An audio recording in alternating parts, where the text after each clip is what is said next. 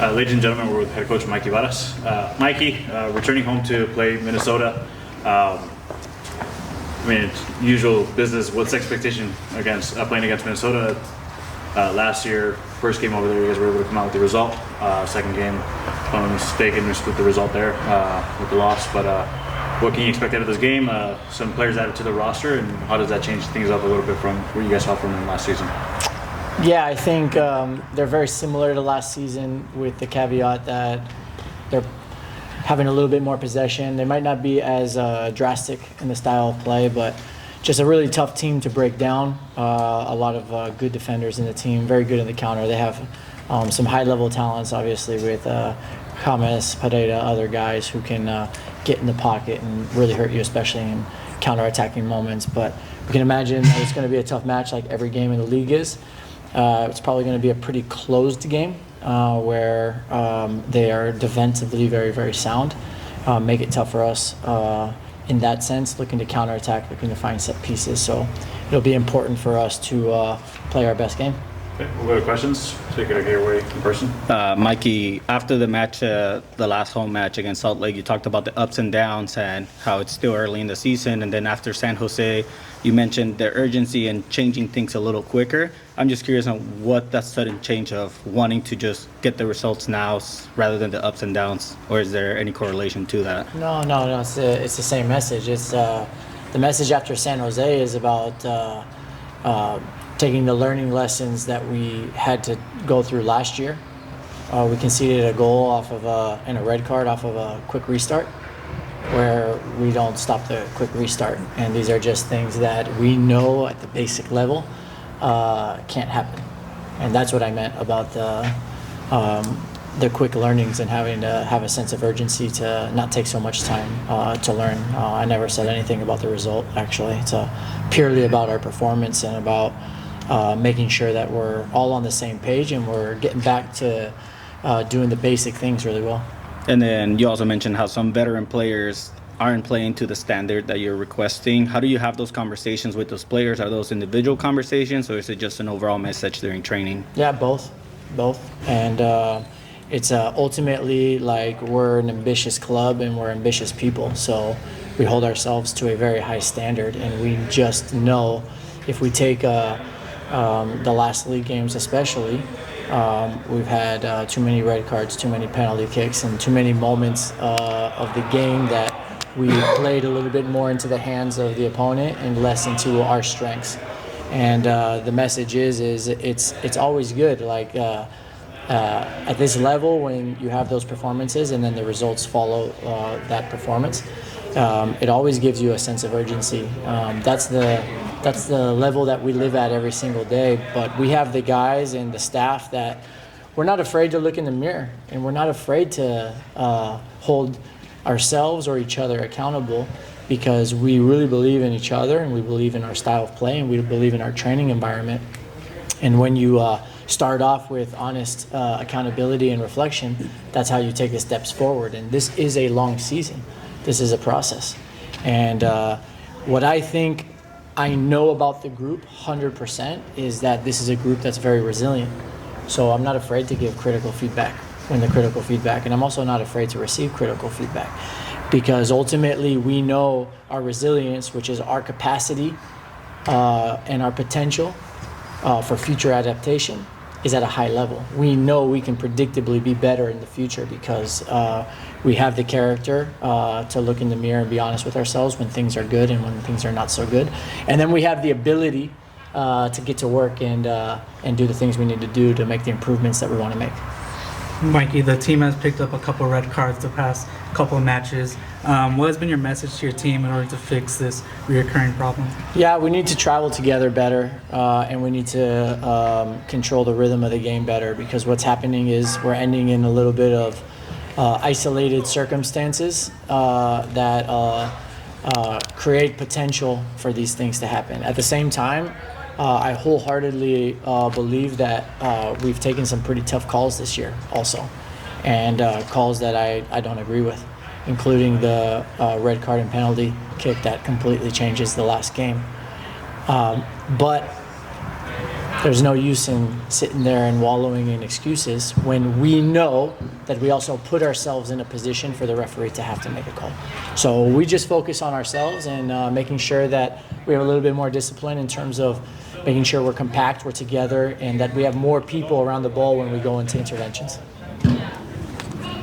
Can you just share a word on coming back home to play in front of the crowd at Snapdragon?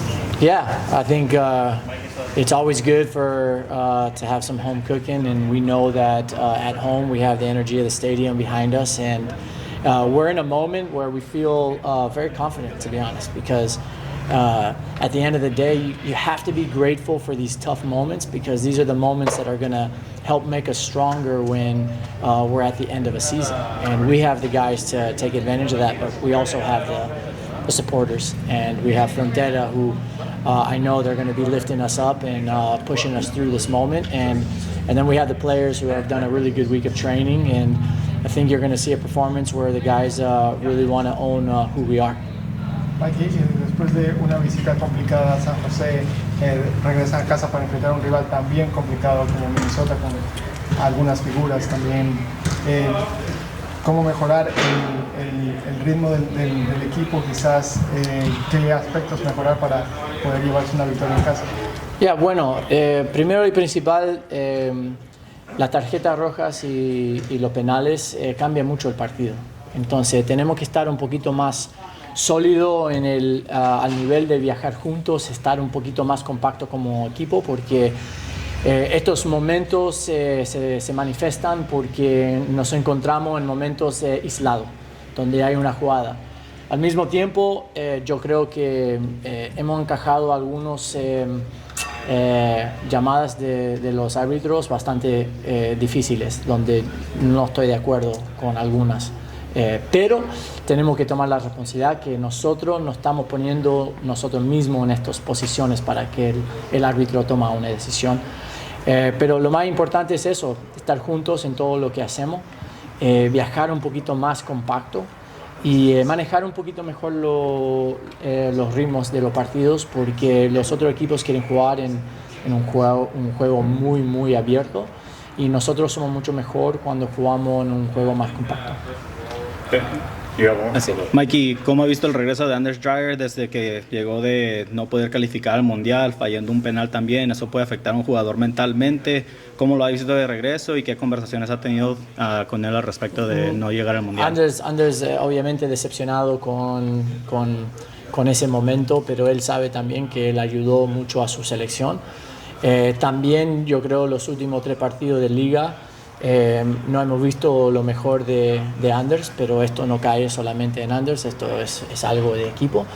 Y yo encuentro un jugador muy motivado para dar el próximo paso y para ayudar al equipo. Entonces yo veo un jugador que está listo para empezar a rendir como todo el mundo sabe que puede. Y también de Aníbal, si me puedes decir brevemente cómo lo viste en su regreso, también con selección, y la importancia de él no solo en la cancha, pero en el vestidor, con ese liderazgo y veteranía que tiene. Sí, no, él es grandísimo, él llegó de un viaje mucho más largo de los otros, entonces muy difícil para recuperar, porque él apenas llegó un día antes del partido, pero ahora está totalmente bien, lo veo con mucha dinámica, muy limpio con el balón en los entrenamientos, y como tú has dicho, él trae un nivel de pasión y liderazgo que es muy importante para nosotros, para mandar el mensaje que sí jugamos bien al fútbol, pero estamos acá para pelear también. Mikey, can you give us an update on the injuries you guys have? So we have nobody coming back, and the only one that we know is not going to be available is Wilson, who's still battling with a little bit of this upper leg situation. Mikey, just to wrap, final question. Aside from the field, culturally in football, it's common to exchange a pennant with teams. You, growing up as a football fan, what do you see in that? And maybe when watching it from afar, what did you see any meaning behind it?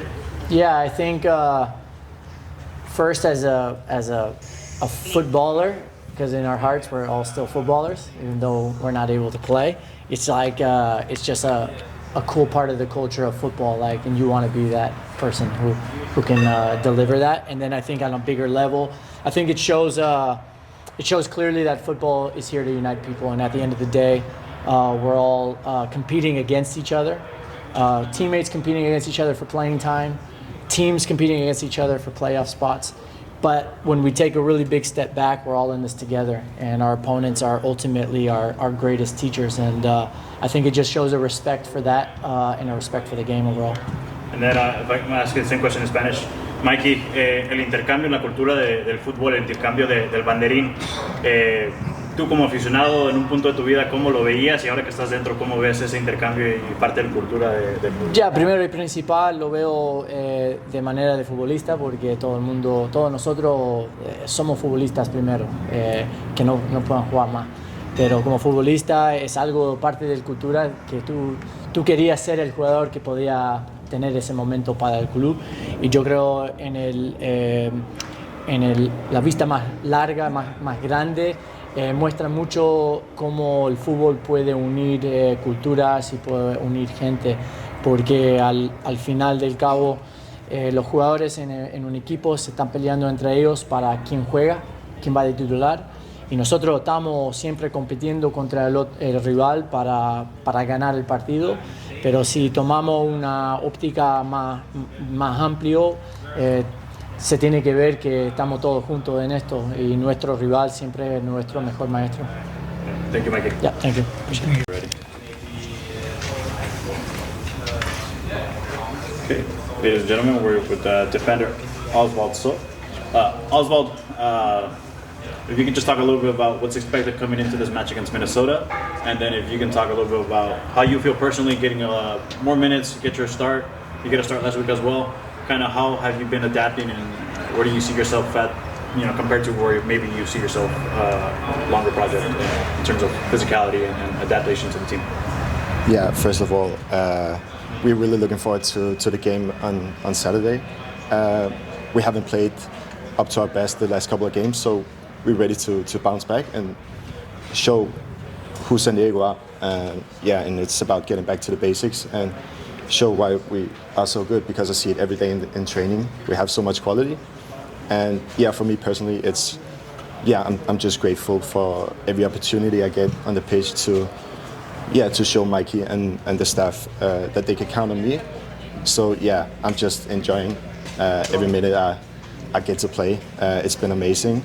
Every day I'm learning something new, and everyone is just very good at helping me, especially Manu, Chris, Ian, and the coaching staff is helping me to develop. And I think I take a lot of steps every day, and I'm learning, so it's been great.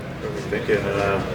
Gentlemen, questions? Osvald, we've seen in the past for this club, younger players get the opportunity and make an impact. What are those conversations like with the coaching staff? What do they want to see from you getting the start this last couple of games?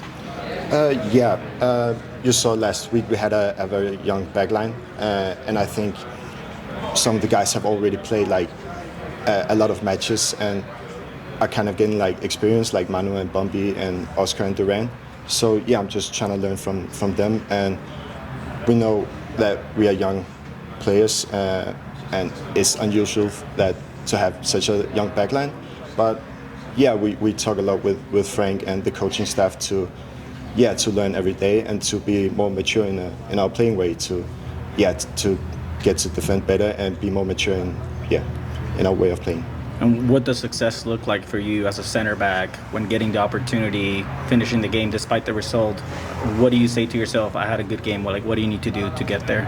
I think here in this football club, we want to defend well. We want to keep a high back line. So, for me personally, a good game would be to keep the clean sheet. As always, as a defender, that's the first priority. But here a good game is also we want to play out from the back. We want to make passes in the front, keep the possession. We want to have possession. So, first of all, as a defender, my main priority is to keep the clean sheet. But here we also want to play football. We want to have the ball, and that's also our style of play. What challenges does that Minnesota attack present? we know every attack in the MLS league is they are powerful. They want to get in behind. They are strong. But our main focus is on ourselves. We know if we play to our best, no team in the we can compete with every team in the league, even though we have a young backline. So yeah. Okay. And then Oswald is asking you something a little bit different than common. This weekend, fans will have the opportunity to receive a pennant like we exchanged at the beginning of the match. Maybe if you get a chance to look back, what did you, watching it on TV, did you ever see that moment and like, oh, I would like to do that? Do you have any thoughts on what that means culturally for football and the representation that it has of being able to exchange pennants with your opponent? No, I haven't really watched it. So it's going to be nice for the first time to see what it's going to be like. So yeah. I'm talking about when the captains go to the referee and then they exchange their banner. Yeah. Not every game has it, but for most games when teams are willing, they exchange the banner. Okay. I don't know. No, I haven't watched it. One last question. Obviously, this right to dream style is very different than any other style, and it's a very difficult one, especially for a center back, having to make the driven pass forward or back or to the side instead of just being able to clear it. Has that been a challenge adapting to the right to dream style, or what was your experience like coming in and learning this play style? Yeah, I think one of the reasons why SanDiego wanted to sign me was because I had some of the traits that you said. So yeah, of course it's a bit different from what I'm used to in Denmark, but we also wanted to play kind of this style of play. So I'm used to it, but this is just a higher level, a higher tempo, and everything just goes quicker. So that's a challenge. But yeah, I'm just trying to learn from the other center backs and yeah, the staff. Yeah. Thank you. That's it. Thank you, Ozzy. What happens when you're captain? All right, you guys let me know when you're ready, okay? Good?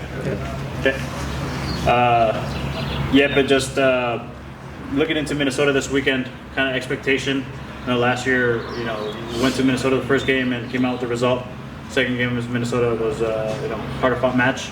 But what can you expect out of this matchup? And then Mikey was just talking about, connecting with the group and flipping the switch despite the result last week. But just you guys having the mentality to flip the switch and continue to still play your game despite what the opponent presents. Yeah, for sure. Right now is an important moment for us after a couple of games without the results going our way and struggles with red cards and point loss basically. So we know we need to get back to winning ways, and there's no better place than home ground and home pitch to do that. We know Minnesota is a good team, so it's obviously not easy. We spent a lot of minutes last year to break them down because they're so good in there and comfortable in their low blocks. So but it's going to be nice getting back to Snapdragon, and we want to win. Who gave you the shiner? Yeah, we had some frustration coming out this week. No, I hit an elbow during training. So that's what happens. Who's the culprit? I have it in my book, so I'm not gonna mention. Jeppe, after the San Jose match, Mikey talked about some veteran players not playing to the standard. As the leader and one of the veteran players in this team, how does that message hit home for you, and what are those conversations like with Mikey and those other veteran players in the team? Yeah, it's fair. I think last year we had a couple of guys who played a lot of minutes during the whole season and wasn't substituted or rotated a lot. So I think people know, and we also talked a little about it this week. But it's all fair. Some guys has maybe a little bit extra pressure and need to have chest up a little bit more, especially when we are down. And right now we've been down in a couple of games with late goals in 2 MLS games before to not get us the win, and then we get a bad start in San Jose and a red card and another goal, and then it's uphill from there. So I would say, first of all, we know we're professionals, so we also know ourselves when we're not at a perfect place. But I think it's also just as a team also right now to kind of see that everything is not bad at this moment. We had, as I said, 2 games before the San Jose game where we could, with small margins, ended up with a win. Salt Lake had late goal and Dallas had late goal, and and then all of a sudden everything would have looked different. So we're pretty calm, but also aware of our situation right now. And it's also not easy seeing your home nation not qualify for the World Cup. How did you experience that game, and then also seeing your teammate miss a penalty? So what were those emotions like for you? That's tough. Obviously, it was one of those things coming over here, seeing a World Cup, being here. That was kind of extra fun to be able to be around when Denmark would play games. So I think obviously Anders is disappointed. He did a good job though, so it's not for him to blame him. But I think both me and whole of Denmark are disappointed right now. So. We had our shots though. We had a lot of games where we had been able to qualify, so it's also a little bit on ourselves, but it's always tough. And it was also for us. He's a guy that's quick to turn around, so it's not something that's pulling him down or pushing him down going into a game. But of course, first time you come back from the game and everybody's talking about it, it's you need a day or two. That's normal. As you mentioned, red cards have been a problem these past couple matches. How frustrating has that been, and how can you guys avoid getting a red card? It's frustrating, of course, a lot. Mostly because on an away game against San Jose, that's so man-to-man, giving them that extra guy basically makes it not even a little bit, but very much harder, because it's easier for them to take everybody out man-man. And getting it that early is frustrating, I would say. We kind of know now what we need to do when we are man down. We showed that at home against Toluca, that it's still possible, but it makes games more difficult. And I think the easy thing is to say that it needs to stop, and we need to be more ready and composed in the situations before the red cards, because it's not usually the red cards, it's the situation before that made them occur. But we know it needs to, if we need to collect points, those cards and those mistakes needs to go away. So it's something that's been addressed also and talked about, not only now but also before the game. So we know. People with San Jose that I know thought it was a really big deal for a young group of players to beat you guys, like to compete against SDFC because of what you've accomplished in a short amount of time. It's not going to make you feel any better about the loss, but I wonder if you notice, in a league where so many teams make the playoffs, maybe there's a little extra juice in the tank for some of these teams when they face you guys, because it's a statement, it's a confidence booster for some of these teams, especially young teams searching for identity. I for sure feel this shift a little bit from last year, where it kind of like, okay, when you're a new team, that everything you achieve is kind of overachieving. Going into this season, I feel like we've put ourselves on the map. I like that as a team also, because when you put yourself on the map, it means you've proven yourself, and you are there because people think you're good. So we know when we are good, but we can also, as the last couple of games shown, and if we're not there 100%, the other guys will for sure be. So it's a good point that people probably feel it's a bigger thing, but also they tactically and mentally going into the game prepare for how we are now, and we need to be aware of that, because I would say usually going man-to-man and being very aggressive is not a bad thing for us. We've solved that before, but if you're not there 100%, you don't solve it. So we need to be at 100% every game, and that's football. If you're 90 or 80, you don't get points. That's how it is. And Jeppe, Minnesota added James Rodriguez to the roster this offseason. Still TBD if he's going to play or not, but how much of a difference does it make if he is on the field or not? Of course, we look a little bit at individual players, foot and typical stuff, what they like to do. And that will be, of course, an extra guy to look at, but we usually prepare for a team as a team. No team, at least most of the team in the world don't have one guy doing everything for them. So for us, it's just preparing as we normally do on their game plan, and of course be aware of the small extra stuff. And luckily, he's a guy that people probably know by seeing World Cups and other games in Europe. So we know what type of player he is. So that's nice to know. But we'll prepare for anything.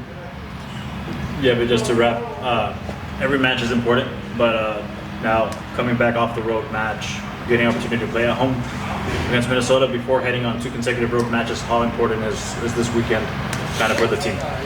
Yeah, man, as I said, first of all, we always look a lot forward to it. I think especially right now, without three wins in a row in the MLS, we know we need that win to start a streak again. So there's no place like home for us, especially at Snapdragon, where we feel like, we really feel like pressure around from the stands is helping us a lot. So as I said, we need a win. So it's nice getting back home, and we know it's a difficult game, and we played, as you saw, games last year, them defending low, so it's also about being patient. But we want to get some energy out and a little bit of frustration out also. Thank you, Jeppe. Okay.